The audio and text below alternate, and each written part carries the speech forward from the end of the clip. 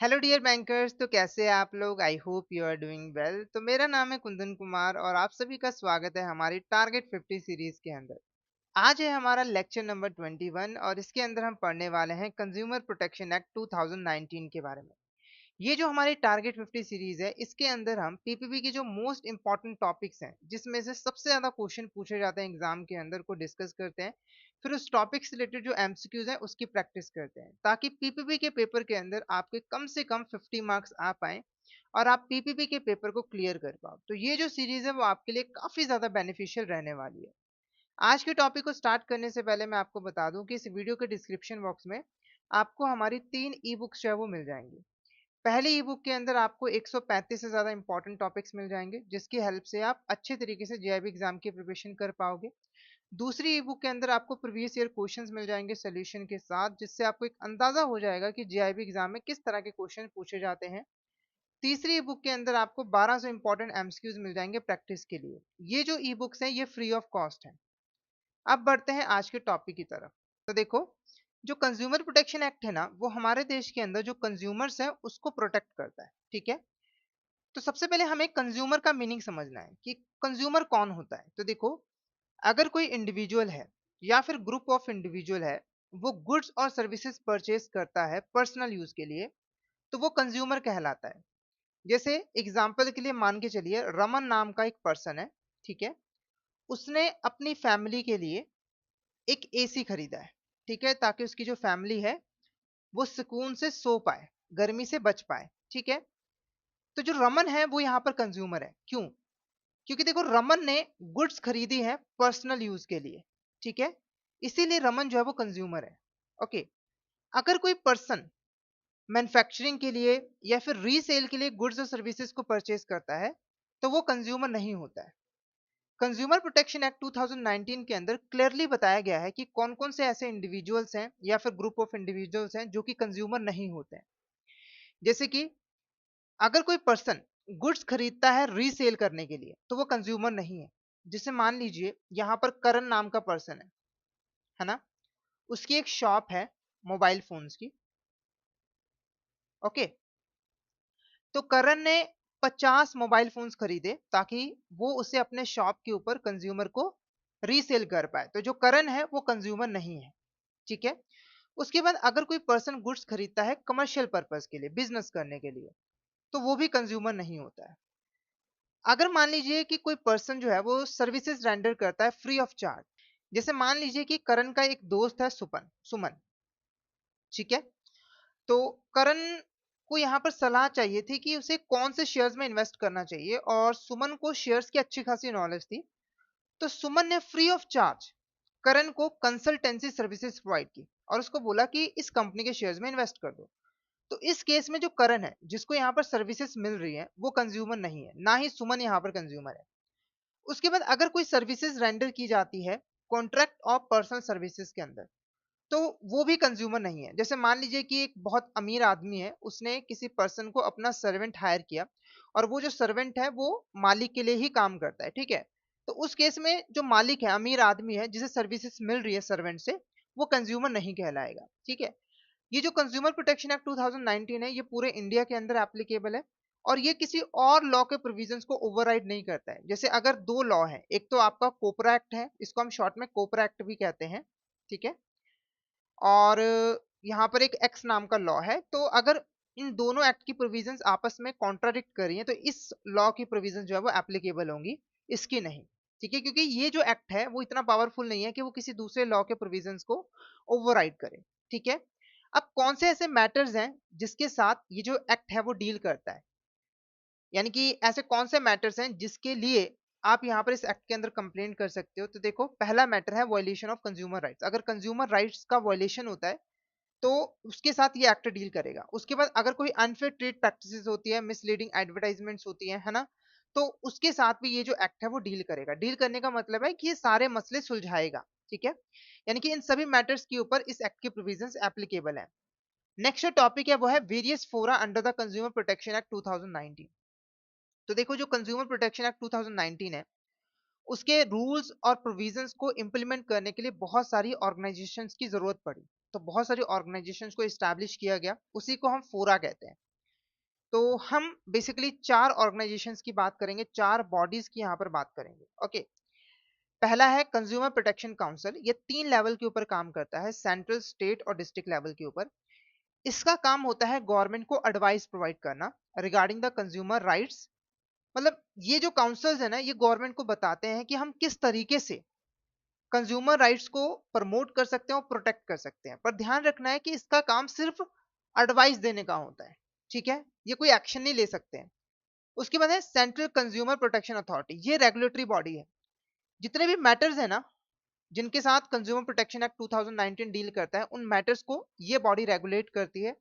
जैसे अगर consumer rights का वायलेशन होता है तो उसके साथ ये बॉडी जो है वो डील करेगी, इंस्पेक्शन वगैरह जो है वो करेगी, ठीक है। तो इसका काम ही होता है कंज्यूमर के राइट्स को प्रोटेक्ट करना और उसको एनफोर्स करना। नेक्स्ट बॉडी है कंज्यूमर डिस्प्यूट रेड्रेसल कमीशन। ये 3 लेवल्स के ऊपर काम करती है, सेंट्रल, स्टेट और डिस्ट्रिक्ट लेवल के ऊपर। इसका काम होता है कंज्यूमर कंप्लेंट्स को हैंडल करना। देखो, इस एक्ट के अंदर जितनी भी कंप्लेंट्स फाइल की जाती है वो इस कमीशन के पास की जाती है, 3 लेवल्स के ऊपर। उसके बाद है कंज्यूमर मीडिएशन सेल्स। देखो, ये जो कंज्यूमर मीडिएशन सेल्स हैं, ये बेसिकली रेड्रेसल कमीशन या फिर रीजनल बेंचेस के साथ ही अटैच्ड होते हैं, यानी कि ये इनके अंडर ही काम करते हैं। इनका काम होता है किसी भी डिस्प्यूट को मीडिएशन के थ्रू यानी कि बातचीत के जरिए सुलझाना, सेटल करना, ठीक है। अब एक एक करके इनके बारे में डिटेल में पढ़ते हैं। सबसे पहले हम बात करेंगे सेंट्रल कंज्यूमर प्रोटेक्शन काउंसिल की। इसको यहाँ पर सेंट्रल गवर्नमेंट ने इस्टेब्लिश किया है, ठीक है, और इसके मैक्सिमम 36 मेंबर हो सकते हैं। सेंट्रल गवर्नमेंट के अंदर जो कंज्यूमर अफेयर्स का जो डिपार्टमेंट है, उसका जो मिनिस्टर इंचार्ज है, वो इस काउंसिल का चेयरपर्सन होता है। और इस काउंसिल के अंदर और बहुत सारे मिनिस्ट्री से, डिपार्टमेंट से लोगों को अपॉइंट किया जाता है, ठीक है। जैसे स्टेट गवर्नमेंट से भी, यूनियन टेरेटरी से भी, और अगर कोई ऑर्गेनाइजेशन कंज्यूमर प्रोटेक्शन के फील्ड में काम कर रही है तो वहां से भी लोगों को इनवाइट किया जाता है और इस काउंसिल में अपॉइंट किया जाता है। इस काउंसिल को 1 साल के अंदर कम से कम एक मीटिंग करनी जरूरी होती है, ठीक है, और इसका काम होता है एडवाइस प्रोवाइड करना, ताकि जो कंज्यूमर के राइट्स हैं उनको प्रमोट किया जा सके, प्रोटेक्ट किया जा सके। उसके बाद है स्टेट कंज्यूमर प्रोटेक्शन काउंसिल। इसको स्टेट गवर्नमेंट इस्टेब्लिश करती है ना, और स्टेट गवर्नमेंट ने बहुत सारे काउंसिल को इस्टेब्लिश भी किया है। स्टेट गवर्नमेंट के अंदर जो कंज्यूमर अफेयर का डिपार्टमेंट है, उसका जो मिनिस्टर इंचार्ज होता है वो इस काउंसिल का चेयरपर्सन होता है, ठीक है। और इसके जो ऑफिशियल और नॉन ऑफिशियल मेंबर्स होते हैं, इनको स्टेट गवर्नमेंट जो है वो सेंट्रल गवर्नमेंट के साथ बातचीत करके फिक्स करती है, ठीक है। उसके बाद जो सेंट्रल गवर्नमेंट है ना, वो यहाँ पर स्टेट कंज्यूमर प्रोटेक्शन काउंसिल के अंदर मैक्सिमम 10 ऑफिशियल और नॉन ऑफिशियल मेंबर्स को अपॉइंट कर सकती है, ठीक है। और 1 साल के अंदर कम से कम इनको 2 मीटिंग्स करनी जरूरी होती है। उसके बाद है डिस्ट्रिक्ट कंज्यूमर प्रोटेक्शन काउंसिल। इसको स्टेट गवर्नमेंट स्टैब्लिश करती है ना, और डिस्ट्रिक्ट का जो कलेक्टर होता है वो इसका चेयरपर्सन होता है। और इसको भी 1 साल के अंदर कम से कम 2 मीटिंग्स करनी जरूरी होती है। और जो ऑफिशियल और नॉन ऑफिशियल मेंबर्स की गिनती है, उसको गवर्नमेंट यानी कि स्टेट गवर्नमेंट जो है वो डिसाइड करती है, ठीक है। उसके बाद बात करेंगे सेंट्रल कंज्यूमर प्रोटेक्शन अथॉरिटी की। तो जैसे कि मैंने आपको बताया कि जितने भी मैटर्स हैं जो कि यहाँ पर कवर होते हैं कोपरा एक्ट के अंदर, है ना, उसको रेगुलेट कौन करता है? ये अथॉरिटी करती है, ठीक है। तो अगर यहाँ पर कंज्यूमर के राइट्स का वायलेशन होता है, कोई अनफेयर ट्रेड प्रैक्टिसेस होती हैं, या फिर फॉल्स और मिसलीडिंग एडवर्टाइजमेंट होती है, ठीक है, तो उसको कौन यहाँ पर मैनेज करेगा, कौन रेगुलेट करेगा? ये अथॉरिटी जो है वो रेगुलेट करेगी। इस अथॉरिटी का मेन काम है कि कंज्यूमर की जो राइट्स हैं उनको प्रमोट करना है, प्रोटेक्ट करना है और एनफोर्स करना है, ठीक है। जो सेंट्रल गवर्नमेंट है वो यहाँ पर जो सेंट्रल कंज्यूमर प्रोटेक्शन अथॉरिटी है उसके चीफ कमिश्नर और कमिश्नर को अपॉइंट करती है। हेडक्वार्टर इसका दिल्ली में है, ठीक है, और इसके पास अपना खुद का एक इन्वेस्टिगेटिव विंग होता है ना, जो कि इसे मिला है एक्ट के सेक्शन 15 के अंडर, है ना। और वो इस विंग की हेल्प से इंक्वायरी कर पाती है, इन्वेस्टिगेशन कर पाती है। अब इसके हम फंक्शंस और ड्यूटीज की बात करेंगे तो सबसे पहले पहला और इंपॉर्टेंट फंक्शन है कि कंज्यूमर की जो राइट्स हैं उनको कलेक्टिवली प्रमोट करना और प्रोटेक्ट करना, और किसी भी तरह की कंज्यूमर राइट्स की वायलेशन को प्रिवेंट करना, और अनफेयर ट्रेड प्रैक्टिसेस को प्रिवेंट करना, और जो फॉल्स और मिसलीडिंग एडवर्टाइजमेंट है उसको भी प्रिवेंट करना, ठीक है, इंश्योर करना कि ऐसी चीजें ना हो। और अगर यहाँ पर कंज्यूमर राइट्स का वायलेशन होता है, अनफेयर ट्रेड प्रैक्टिसेस होता है, तो इंक्वायरी करना, इन्वेस्टिगेशन करना, और नेशनल, स्टेट, डिस्ट्रिक्ट कमीशन के सामने कंप्लेंट फाइल करना अगर कोई गलत चीज इनको दिखती है तो। साथ के साथ ये जो अथॉरिटी है वो इंटरनेशनल जो इंटरनेशनल स्टैंडर्ड्स हैं, है ना, बेस्ट इंटरनेशनल प्रैक्टिसेस हैं जो कि कंज्यूमर राइट्स को प्रोटेक्ट करने में काफी हेल्प करती हैं, उसको इम्प्लीमेंट करने का काम भी इस अथॉरिटी का रहता है। और कंज्यूमर राइट्स के फील्ड में रिसर्च करके अवेयरनेस क्रिएट करने का काम भी इस अथॉरिटी का रहता है। अब बात करेंगे हम CDRC, है ना, यानी कि कंज्यूमर डिस्प्यूट रेड्रेसल कमीशन की। तो सबसे पहले हम बात करेंगे डिस्ट्रिक्ट CDRC। इसको हर डिस्ट्रिक्ट के अंदर स्टेट गवर्नमेंट जो है स्टैब्लिश करती है। एक डिस्ट्रिक्ट के अंदर एक से ज्यादा रेड्रेसल कमीशन हो सकते हैं। कंपोजिशन की बात करें तो एक प्रेसिडेंट होता है, ठीक है, और जो मेंबर्स हैं वो कम से कम 2 होने चाहिए, और जो मैक्सिमम नंबर ऑफ मेंबर्स हैं उसको स्टेट गवर्नमेंट डिटरमाइन करती है सेंट्रल गवर्नमेंट के साथ कंसल्टेशन करके, ठीक है, और कम से कम एक मेंबर और प्रेसिडेंट जो है वो वुमेन होनी चाहिए। उसके बाद बात करेंगे स्टेट CDRC की। इसको स्टेट गवर्नमेंट स्टैब्लिश करती है और ये स्टेट की जो कैपिटल रीजन है उसके अंदर ही ऑपरेट करती है। कंपोजिशन की बात करें तो एक प्रेसिडेंट होता है और कम से कम 4 मेंबर्स जो है वो होने चाहिए, ठीक है, और जो मैक्सिमम नंबर है उसको central government determine state government determine करती है सेंट्रल गवर्नमेंट के साथ कंसल्टेशन करके, ठीक है, और कम से कम एक मेंबर और प्रेसिडेंट जो है वो वुमेन होनी चाहिए। नेक्स्ट टॉपिक है हमारा नेशनल CDRC। इसको सेंट्रल गवर्नमेंट जो है वो स्टैब्लिश करती है और ये देश के जो कैपिटल रीजन है उसके अंदर ही ऑपरेट करती है। इसका एक प्रेसिडेंट होता है, ठीक है, और कम से कम 4 मेंबर्स होने चाहिए, ठीक है, और मैक्सिमम गवर्नमेंट जो है वो डिटरमाइन करती है, और कम से कम एक मेंबर प्रेसिडेंट जो है वो वुमेन होनी चाहिए। और जो आपका नेशनल CDRC है उसका जो हेड होता है वो सुप्रीम कोर्ट का रिटायर्ड या फिर सिटिंग जज हेड होता है, ठीक है। 5 साल के लिए अपॉइंट किया जाता है। प्रेसिडेंट की जो एज है वो 70 ईयर्स होती है और मेंबर्स की जो एज है वो है 67 ईयर्स, ठीक है। और अगर आपको नेशनल CDRC का फैसला पसंद नहीं आता है तो आप सुप्रीम कोर्ट के पास अपील कर सकते हो 30 डेज के अंदर अंदर में, ठीक है। अब कंप्लेंट कैसे यहाँ पर फाइल की जाती है, तो देखो कंप्लेंट एक कंज्यूमर कर सकता है या फिर कंज्यूमर की एक रिकॉग्नाइज एसोसिएशन जो है वो कंप्लेंट कर सकती है, या फिर एक या एक से ज्यादा कंज्यूमर साथ में मिलकर भी कंप्लेंट जो है वो कर सकते हैं अगर वो यहाँ पर किसी अनफेयर ट्रेड प्रैक्टिस से या मिसलीडिंग एडवर्टाइजमेंट से अफेक्ट हुए हैं तो, और उनके राइट्स को वायलेट किया गया है तो।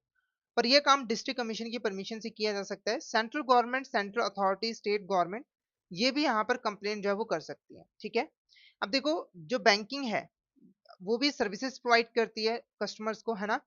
तो अगर मान लीजिए कि बैंक आपको सही तरीके से सर्विसेज प्रोवाइड नहीं करती है तो आप कंज्यूमर प्रोटेक्शन एक्ट के अंदर कंप्लेंट कर सकते हो। जैसे कि अगर जो बैंक है वो आपके डिपॉजिट का रिफंड नहीं कर रही है, या फिर चेक को रॉन्गफुली डिसऑनर कर रही है, या फिर जो बैंक ड्राफ्ट है उसको रॉन्गफुली डिसऑनर कर रही है ना, या फिर चेक रेंडर नहीं हो पा रहा है, आपके अकाउंट के अंदर क्रेडिट नहीं हो पा रहा है ना, या फिर जो बिजनेस कॉरेस्पॉन्डेंट है उसने डिफॉल्ट कर दिया है जिसके लिए बैंक रिस्पॉन्सिबल होता है, या फिर आपने पैसा डिपॉजिट करवाया आपको रिसिप्ट नहीं मिली है, आपका पैसा जो है वो अकाउंट के अंदर क्रेडिट नहीं हुआ है ना, या फिर आपने शेयर्स इशू किए थे, पब्लिक ने पैसा आपको दे दिया पर आपके अकाउंट में पैसा नहीं आ रहा है, ठीक है। तो ये इन सिचुएशन के अंदर आप कंज्यूमर प्रोटेक्शन एक्ट के अंदर कंप्लेंट जो है वो कर सकते हो, ठीक है। तो यहाँ पर आज का जो हमारा टॉपिक था वो कंप्लीट होता है। अब हम एक समरी यहाँ पर डिस्कस करेंगे। सबसे पहले तो कंज्यूमर की। तो कंज्यूमर कौन होता है? इंडिविजुअल या फिर ग्रुप ऑफ इंडिविजुअल जो कि पर्सनल यूज के लिए गुड्स और सर्विसेज को बाय करता है, ठीक है, और जो गुड्स हैं उनको मैन्युफैक्चर करने के लिए, रीसेल करने के लिए बाय नहीं किया जाना चाहिए। अगर कोई पर्सन गुड्स को खरीदता है रीसेल करने के लिए, कमर्शियल पर्पस के लिए, या फ्री सर्विसेज रिसीव करता है, या फिर कॉन्ट्रैक्ट ऑफ पर्सन सर्विस के अंदर सर्विसेज रिसीव करता है, तो वो कंज्यूमर नहीं होता है। ये एक्ट पूरा इंडिया के अंदर अप्लाई होता है, ठीक है, और ये कंज्यूमर राइट्स को कवर करता है, अनफेयर ट्रेड प्रैक्टिसेस को कवर करता है, मिसलीडिंग एडवर्टाइजमेंट को कवर करता है, ठीक है। जो मेन फोराज हैं CPA के अंदर वो कौन कौन से हैं, तो कंज्यूमर प्रोटेक्शन काउंसिल, है ना, ये एडवाइजरी बॉडी होती है, 3 लेवल के ऊपर काम करती है। Consumer protection authority, central consumer protection authority जो कि यहाँ पर कंज्यूमर राइट्स के वॉयलेशन को रेगुलेट करती है और अदर मैटर्स को भी रेगुलेट करती है। कंज्यूमर डिस्प्यूट रेजल्यूशन कमीशन जो कि कंज्यूमर के जो कंप्लेंट्स हैं उसको हैंडल करती है डिस्ट्रिक्ट, स्टेट, नेशनल लेवल्स के ऊपर। कंज्यूमर मेडिएशन सेल्स जो कि यहाँ पर मेडिएशन के थ्रू किसी भी डिस्प्यूट को सेटल करती है, ठीक है। अब इससे रिलेटेड जो क्वेश्चंस हैं उसको हम यहाँ पर डिस्कस कर लेते हैं। तो देखो एक रिटेल शॉप ऑनर है दिल्ली के अंदर, उसने 500 यूनिट्स हाई एंड स्मार्टफोन्स खरीदे हैं मैन्युफैक्चरर से ताकि वो अपने स्टोर के अंदर उसको रीसेल कर पाए। डिलीवरी होने के बाद उसे पता चलता है कि जो 5 यूनिट्स है वो डिफेक्टिव है और वो एक कंप्लेंट फाइल करता है कंज्यूमर प्रोटेक्शन एक्ट 2019 के अंदर।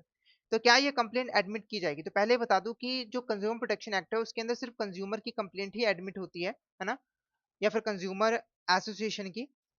तो यहाँ पर ये जो कंप्लेंट है वो एडमिट की जाएगी। देखो यहाँ पर जो रिटेल शॉप ऑनर है उसने 500 यूनिट्स खरीदे हैं स्मार्टफोन्स की, क्यों? क्योंकि वो रीसेल करना चाहता है, तो वो कंज्यूमर नहीं है, तो वो कंप्लेंट नहीं कर सकता है। ठीक है? तो ऑप्शन सी सीधा-सीधा यहाँ पर करेक्ट आंसर रहेगा, क्योंकि कंप्लेंट इसलिए एडमिट नहीं की जाएगी क्योंकि यहाँ पर जो रिटेल शॉप ओनर है उसने गुड्स परचेज़ किया रीसेल करने के लिए। ठीक है? उसके बाद देखो ऑप्शन ए कह रहा था yes because he is a victim of unfair trade practice, तो देखो ये कंज्यूमर प्रोटेक्शन एक्ट के अंदर कवर नहीं होगा, क्योंकि अगर ये कंज्यूमर होता तो कवर होता, पर ये कंज्यूमर ही नहीं है। ठीक है? उसके बाद थ्रेशोल्ड की तो कोई लिमिट की बात ही नहीं है यहाँ पर, है ना? आप जितने मर्जी का सामान खरीदो, अगर कंज्यूमर हो तो कंप्लेंट कर सकते हो, और ये जो एक्ट है वो गुड्स और सर्विसेज दोनों पे ही एप्लीकेबल होता है, तो ऑप्शन सी आपका करेक्ट आंसर रहेगा। ठीक है, नेक्स्ट क्वेश्चन की बात करते हैं। Which of the following is not correct regarding the central consumer protection council? तो it is established by central government with maximum 36 members, ये बिल्कुल करेक्ट है। काउंसिल को एक साल के अंदर कम से कम 2 मीटिंग्स करनी ज़रूरी है, तो ये गलत है, क्योंकि एक ही मीटिंग से काम चल जाता है, कम से कम 1 मीटिंग करनी होती है। और सेंट्रल गवर्नमेंट के अंदर जो कंज्यूमर अफेयर्स का डिपार्टमेंट है, उसका जो मिनिस्टर इंचार्ज है, वो चेयरपर्सन होता है, तो ये बिल्कुल करेक्ट है। और इस काउंसिल के अंदर सेंट्रल स्टेट गवर्नमेंट दोनों से ही रिप्रेजेंटेटिव को अपॉइंट किया जाता है, तो ये भी करेक्ट है, तो ऑप्शन बी आपका करेक्ट आंसर रहेगा। बस ये स्टेटमेंट जो है वो गलत है। नेक्स्ट क्वेश्चन की बात करते हैं। Consider the following statement regarding the appeal process under CPA 2019। तो अपील की क्या प्रोसेस होती है? देखो, अगर जो ऑर्डर है वो पास किया गया है मीडिएशन के थ्रू, मीडिएशन सेल के थ्रू, तो आप अपील नहीं कर सकते हो, ये बिल्कुल करेक्ट है। उसके बाद देखो, अगर आप डिस्ट्रिक्ट कमीशन के फैसले से खुश नहीं हो तो आप स्टेट कमीशन के पास अपील करोगे। अगर आप स्टेट कमीशन के फैसले से खुश नहीं हो तो नेशनल कमीशन के पास अपील करोगे। अगर नेशनल कमीशन से के फैसले से खुश नहीं हो तो सुप्रीम कोर्ट के पास अपील करोगे, तो ये भी बिल्कुल यहाँ पर करेक्ट है। उसके बाद जब भी आप अपील करोगे तो जो लोअर कमीशन ने, जैसे अगर डिस्ट्रिक्ट कमीशन ने कोई फैसला सुनाया, मान लीजिए बोला है कि 50,000 रुपए कंज्यूमर को पे किया जाए, तो अगर आप मान लीजिए कि आप ट्रेडर हो जिसने सामान बेचा था, आप डिस्ट्रिक्ट कमीशन के फैसले से खुश नहीं हो, तो 50%, 50,000 का 50% यानी कि 25,000 आपको डिपॉजिट करवाना होगा, है ना, हायर कमीशन के पास, फिर ही आप अपील कर सकते हो। तो ये तीनों स्टेटमेंट्स बिल्कुल करेक्ट है, तो ऑप्शन डी आपका करेक्ट आंसर जो है वो रहेगा। तो आज का टॉपिक जो है वो यहाँ पर कंप्लीट होता है। आई होप आज का टॉपिक आपको अच्छे तरीके से क्लियर जो है वो हो गया होगा। ठीक है, अगर आप जेईई एग्जाम की प्रिपरेशन अच्छे तरीके से करना चाहते हो तो आप हमारे कोर्सेज में एनरोल कर सकते हो। इसके लिए आपको हमारी वेबसाइट के ऊपर आना होगा edutap.in। वहां पर कोर्सेज वाले सेक्शन में जेईई कोर्सेज के ऊपर क्लिक करना होगा और आपको सारे के सारे जेईई कोर्सेज जो है वो दिखने लग जाएंगे। जैसे कि अगर आप लाइव क्लास के थ्रू प्रिपरेशन करना चाहते हो तो आप हमारे लाइव क्रैश कोर्स बैच 2 में एनरोल कर सकते हो, जहां पर आपको चारों पेपर्स की लाइव क्लासेस मिल जाती हैं, है ना, और कॉन्सेप्ट नोट्स मिल जाते हैं, सोल्व प्रीवियस क्वेश्चंस मिल जाते हैं, चैप्टर वाइज मॉक टेस्ट मिल जाते हैं, फुल लेंथ मॉक टेस्ट मिल जाता है। ठीक है, तो ये जो बैच है वो आपके लिए बेस्ट रहेगा अगर आप लाइव क्लासेस के थ्रू प्रिपरेशन करना चाहते हो। अगर आप सिर्फ प्रैक्टिस करना चाहते हो तो आप हमारे टेस्ट सीरीज में एनरोल कर लीजिए, जहां पर आपको solve previous question, full length mock test and chapter wise mock test जो है वो मिल जाते हैं। ठीक है, अगर आप डिटेल में प्रिपरेशन करना चाहते हो तो आप हमारे मास्टर कोर्स में एनरोल कर सकते हो, कंप्लीट मास्टर कोर्स में। यहाँ पर आपको चारों पेपर्स के concept classes, live classes, concept notes, solve previous question, chapter wise mock test and full length mock test मिल जाते हैं। अगर आप किसी इंडिविजुअल सब्जेक्ट की प्रिपरेशन करना चाहते हो तो आप हमारे इंडिविजुअल मास्टर कोर्स में एनरोल कर सकते हो, जैसे कि आईएफएस के मास्टर कोर्स के अंदर आपको आईएफएस की concept classes, live classes, concept notes, solve previous question, chapter wise mock test and full length mock test मिल जाते हैं। ऐसे ही पीपीपी का मास्टर कोर्स आपको मिल जाता है, एएफएम का मिल जाता है और आरपीएलएम का भी मिल जाता है। अगर आप मास्टर कोर्स का डेमो लेना चाहते हो तो आप हमारे 2 डे डेमो मास्टर कोर्स में एनरोल कर सकते हो, जहां पर आपको concept classes, concept notes, solve previous questions, chapter wise mock test and full length mock test जो है वो मिल जाता है। ठीक है, तो हमारे कोर्स आपके लिए बेस्ट कोर्स रहेंगे, तो जल्दी से हमारे कोर्स में जो है वो एनरोल कर लीजिए। तो आज का जो टॉपिक है वो हमारा यहीं पे कंप्लीट होता है। आई आई होप आज का टॉपिक आपको अच्छे तरीके से क्लियर हो गया होगा। अगर आपको कोई डाउट आता है तो आप पूछ सकते हो कमेंट बॉक्स में मैसेज करके, और अगर आप कोई फीडबैक प्रोवाइड करना चाहते हो तो भी आप कमेंट बॉक्स में मैसेज करके बता सकते हो। ठीक है, तो आज का टॉपिक हम यहीं पे एंड करते हैं। आज के लिए इतना ही, मिलते हैं नेक्स्ट क्लास में। Thank you so much everyone.